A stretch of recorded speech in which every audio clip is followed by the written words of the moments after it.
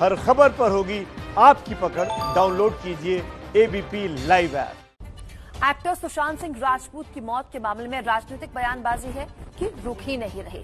अब शिवसेना के मुखपत्र सामना में सुशांत को चरित्रहीन कहने पर विवाद हो गया है। सुशांत को सर्टिफिकेट बांटने पर संजय राउत कटघरे में आए तो खुद कहने लगे, हमने तो बदनामी से बचाने की कोशिश की थी। कभी कहा जा रहा है चरित्रहीन, कभी कहा जा रहा है चंचल। सुशांत की मौत के बाद भी सर्टिफिकेट बांटने वाले पीछा नहीं छोड़ रहे। ताजा विवाद की जड़ में है सामना में छपा संपादकीय। मुंबई पुलिस ने इस मामले में जिस नैतिकता और गुप्त तरीके से जांच की, वो केवल इसलिए ताकि मृत्यु के पश्चात तमाशा न बने। लेकिन सीबीआई ने मुंबई आकर जब जांच शुरू की, तब पहले 24 घंटे में ही सुशांत का गांजा और चरस प्रकरण सामने आ गया। सीबीआई जांच में पता चला कि सुशांत एक चरित्रहीन और चंचल कलाकार था। सुना आपने, सुशांत को चरित्रहीन और चंचल बता रहा है सामना का संपादकीय, जिसके संपादक हैं संजय राउत। संजय राउत ही नहीं रुके, उन्होंने लिखा, सुशांत विफलता और निराशा से ग्रस्त था। जीवन में असफलता से वो अपने आप को संभाल नहीं पाया। विवादित संपादकीय पर हंगामा हो नहीं था। पूछा जा रहा है, मृत आत्माओं पर सवाल उठाना क्या ठीक है? क्या राजनीति में संवेदनाएं मर चुकी हैं? इस तरीके से शिवसेना ने सुशांत सिंह राजपूत के ऊपर एक टिप्पणी की है और उनको चरित्रहीन तक कहा है, मुझे लगता है ये बहुत ही गलत है। हमारे देश में एक परंपरा है, एक प्रथा है कि अगर कोई व्यक्ति हमारे बीच नहीं रहता, किसी का देहांत हो जाता है, तो ऐसे लोगों के ऊपर हम, ऐसे मृत आत्माओं के ऊपर हम टिप्पणी नहीं करते हैं। लेकिन शिवसेना शायद राजनीति के चक्कर में अपने संस्कारों को भूल गई है। किस परिस्थिति में यह घटना हुई, क्यों हुई, किसके कारण हुई, ये तब की रिपोर्ट आना बाकी है। संजय राउत साहब सीआईए के पास भेजने की भाषा करके आप सुशांत सिंह परिवार की भावना का अपमान कर रहे, सुप्रीम कोर्ट का अपमान कर रहे हो। विवाद पर जब संजय राउत से पूछा गया तो उन्होंने बदनामी का ठीकरा सीबीआई के सिर फोड़ दिया। ये जो बातें सामने आई, ड्रग्स वो लड़का लेता था, चरस गांजा का वो उसको जो एडिक्ट था, ये सब जब सीबीआई ने जांच अपने हाथ में ली तो दूसरे दिन से ये शुरू हो गया। इसलिए ये जो सवाल जो हमसे पूछ रहे हैं, वो हमारे बीजेपी के यहाँ के जो लोग हैं वो सीबीआई से पूछना चाहिए।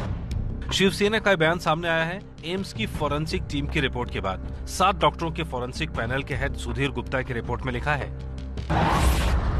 हमने सारे संदेहों की जांच की और सभी 7 डॉक्टर एक मत पर पहुंचे कि सुशांत सिंह राजपूत की मौत लटकने से हुई, ना कि गला दबाने से। यानी इस बात के कोई सबूत नहीं मिले हैं कि सुशांत की हत्या हुई। इसी के बाद संजय राउत हमलावर हो गए। ये वही संजय राउत हैं जिन्होंने अभिनेत्री कंगना रनौत के खिलाफ अपशब्दों का इस्तेमाल किया था। सामना के संपादकीय में फिर से उन्होंने कंगना पर हमला किया।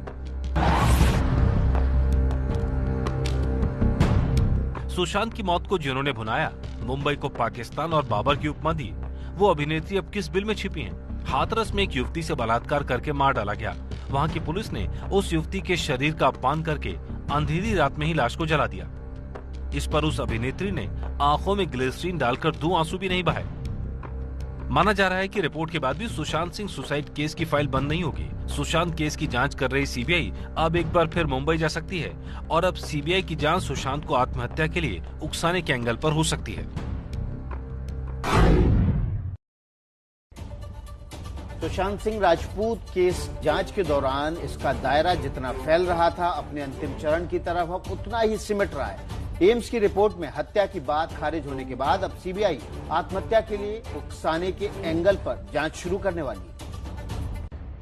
3.5 महीने से देश सुशांत के सच का इंतजार करता रहा। सुशांत की मौत की जांच में माया नगरी के नशे का जाल सामने आया। दीपिका, सारा अली खान जैसे बड़े सितारों के दामन दागदार हुए। गर्लफ्रेंड रिया चक्रवर्ती सलाखों के पीछे पहुंच गई। लेकिन एम्स की रिपोर्ट ने हालात बदल दिए, जज्बात पलट दिए। आखिरकार सुशांत केस में हत्या और आत्महत्या के बीच झूलते सवाल का जवाब आत्महत्या के पाले में गया। और यही कारण है कि करीब 100 दिन तक किरकिरी झेलने के बाद मुंबई पुलिस को राहत की ऑक्सीजन मिल गई है। एम्स के पैनल ने भी ऐसी रिपोर्ट दी है कि जो हमारे कूपर हॉस्पिटल की, हमारे फॉरेंसिक एक्सपर्ट्स की और हमारी फाइंडिंग थी कि ये सुसाइड का केस है, उसको अपहोल्ड किया है। हमारा तो ऐसा मानना है कि ट्रुथ प्रिवेल होती है, हमेशा सच्चाई निकल के सामने आती है। सुशांत केस को लेकर एम्स की फॉरेंसिक टीम ने सीबीआई को अपनी रिपोर्ट सौंप दी है, जिसमें हत्या, जहर देने और गला दबाने की बात को नकारते हुए आत्महत्या करार दिया है।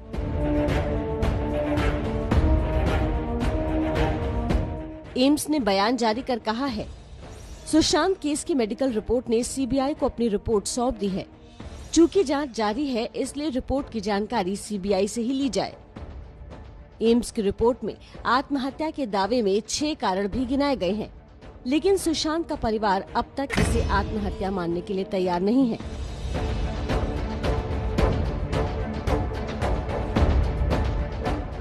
तो सुशांत केस में अब आगे क्या होगा, ये बड़ा सवाल है जो देश जानना चाहता है।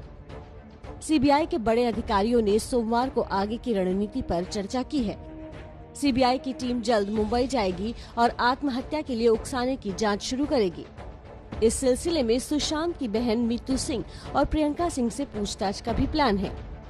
जांच में आत्महत्या की बात सामने आने के बाद मुंबई पुलिस अब बीते 3 महीनों के हिसाब किताब में जुट गई है।